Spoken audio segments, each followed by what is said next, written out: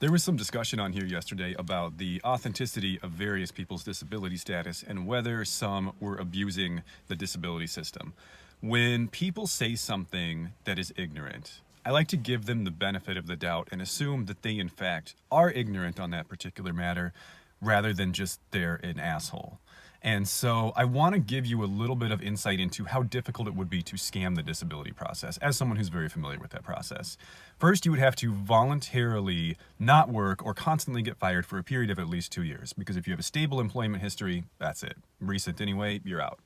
Then you have to apply for disability. The application takes 6 to 12 months to be reviewed. If you get a job during that time, you're out. If you get to maintain a job during that time, you're out. So another year of essentially voluntary poverty. You won't get approved on the first time, virtually guaranteed. So there's another year for the review process and the hearing, during which time you'll have to hire a lawyer, by the way. And all of this time you would have to have falsified medical records, so you'd have to do enough research to know which doctors and mental health providers would provide you with falsified mental health and physical health records. So at this point, we're talking about 4 years of not working or working very little. And assuming you get approved at the end of this 4-year journey, your reward from all the shit you've just done is poverty. So think about that for a second. If somebody looks at their entire life and all their prospects and says, being in poverty is my best bet, they are probably disabled. Not only that, but the level of foresight and planning and patience and ability to delay gratification that would be required to execute this plan is something that virtually no people have, disabled or not.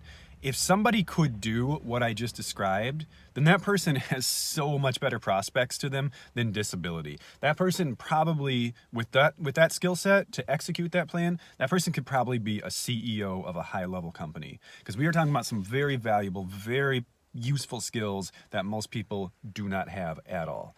So the idea that somebody with that skill set would choose disability and the amount of money, the very small amount of money that comes from being on disability, that they would choose that as their number one career prospect, I find that extremely unlikely.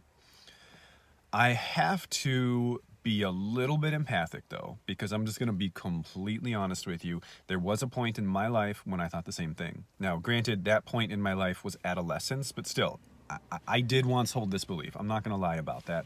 I used to think the same thing. And I used to get very upset that, my tax dollars, all $40 a month of my pizza parlor salary were going towards supporting all these people who were on disability who had better prospects. And then one of my friends asked me, he's like, so have you ever seen one? I said, have I ever seen what? He said, have you ever seen a person on disability who shouldn't have been on disability? I'm like, I actually don't even know anybody on disability, whether it's valid or not.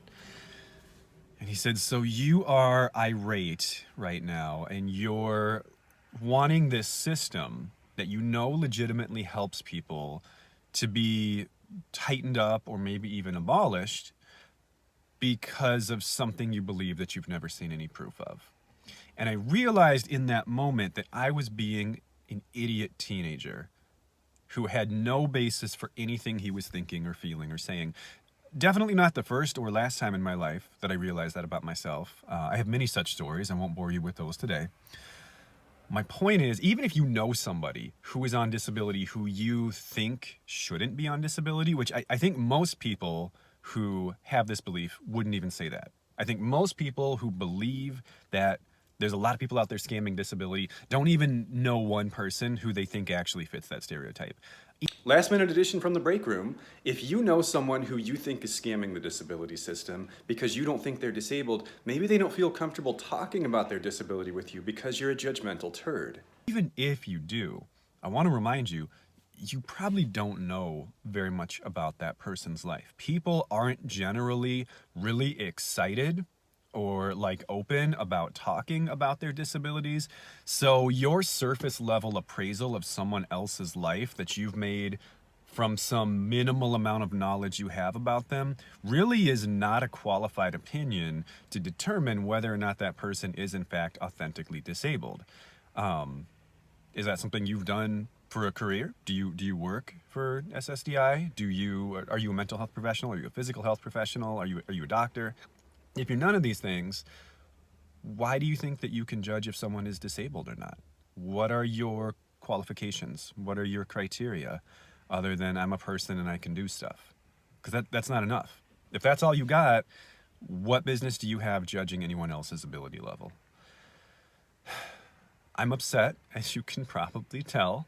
I work with many people who are on disability, and I see the emotional and moral struggle they go through to even view themselves as the person who is deserving of disability benefits, likely because of the ingrained social messages and narratives we hear around disability perpetuated by people who don't know what the hell they're talking about.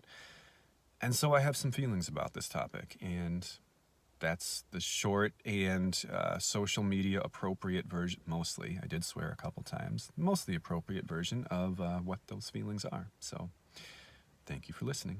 Take care.